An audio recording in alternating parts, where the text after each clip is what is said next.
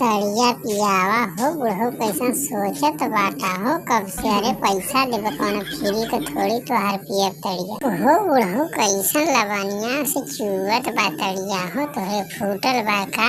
अरे जनता न बाटू हो, गाँव का लइका बाटा कुल फोड़ फाड़ देले हो, यहाँ कुल ढेला मार के ताड़ी पिए के चक्कर में जन। लेकिन बुढ़ऊ ताड़ी बड़ा बढ़िया बेचत बाटा हो, बहुत मजा आ गई पिए में। 100 रुपया भैल हो बुढ़ऊ, अब तो पी लेनी, अब तनिको होश ख्याल नहीं बा हमरा। अरे पतोहियो अब तो से का पैसा ले जाएदा, पैसा ऐसा मत दे दिया एक दिन का दे दिया हो बुढ़ऊ। बहुत उल्टा सीधा तू बोलत बाटा, समझला कि नहीं। हमरा आदमी के ना जाना था, मार के तोहर है तो कुल निकाल ली जो उल्टा सीधा हमरा के बोलत बाटा। हाँ पतोहिया तू खाली उल्टा सीधा सोचत रहेलू। हम कहत हिला तोहरे दुकान बा, अगर कोनो चीज घट जाए तो ना दे सकत हो।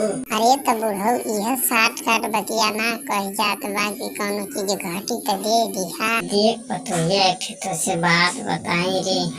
बोला हो बुढ़ऊ का कहत बाटा। मुके तोरा से प्यार हो गल हरे, राती के नींद नाही लागत बा, तोरा खलिया लिया तो बा जो है तड़िया पी ले बाटी नहीं। ये बुढ़ऊ देखा संभार के बोला, समझला कि नहीं। तोहरे के हम ताड़ी पिया तो बाटी तो हमरा के उल्टा सीधा नहीं बोला, ठीक बा ना। एक मुहिम एक दांत नहीं बा करत बाटा हमरा से प्यार।